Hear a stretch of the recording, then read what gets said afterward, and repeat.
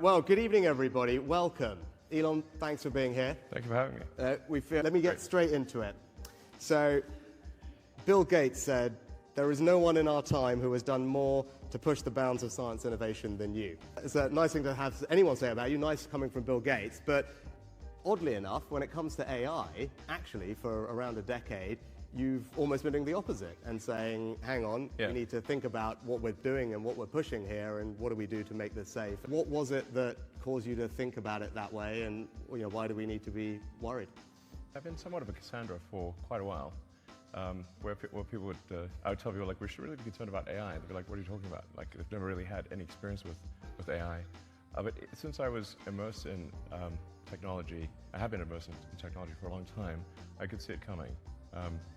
So, the point at which someone can see a dynamically created video of themselves, like somebody can make a video of you saying anything in real time, or me. So there's sort of the deepfake videos, which are really incredibly good, in fact, sometimes more convincing than real ones.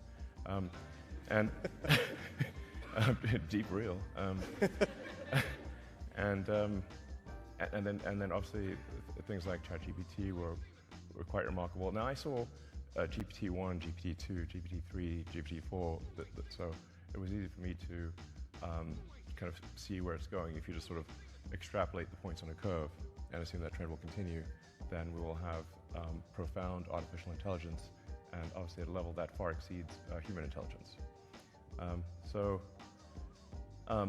But I'm glad to see at this point that people are taking safety seriously. So you talked a little bit about the summit, and one of the things that we achieved today in the meetings between the companies and the leaders was an agreement that externally, ideally governments, should be doing safety testing of models before they're released.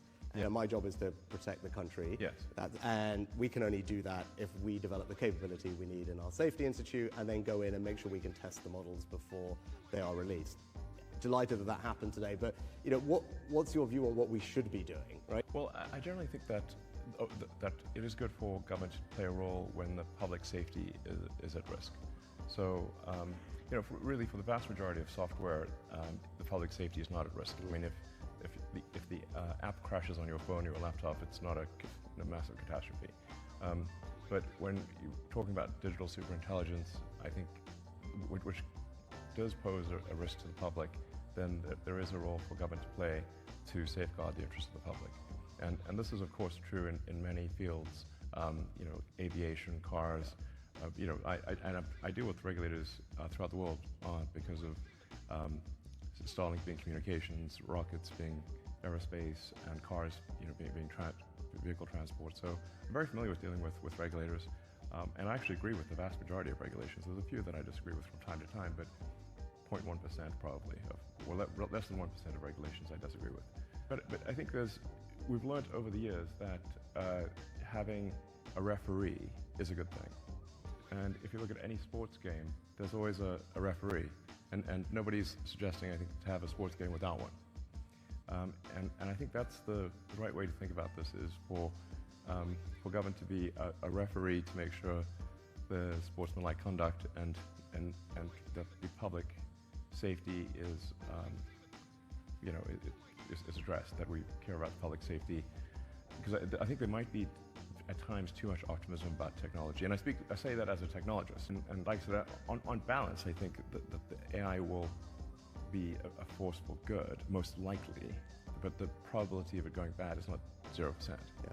And what would your kind of observation be on AI and the impact on labor markets and people's jobs, and how they should feel about that as they think about this? Well, I think we are seeing the most disruptive force in history here. Where we have for the first time, we will have for the first time something that is smarter than the smartest human.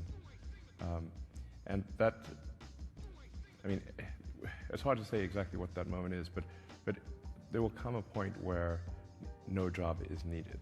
You can have a job if you want to have a job for sort of personal satisfaction, but the AI will be able to do everything. So I don't know if that makes people comfortable or uncomfortable. You know, that's one of the challenges in the future will be how do we find meaning in life? If you have a magic genie that can do everything you want, and it'll certainly be good for education. It'll be the best tutor you could, and the most patient tutor. Sit there all day. But there will be no shortage of goods and services. We'll be an age of abundance.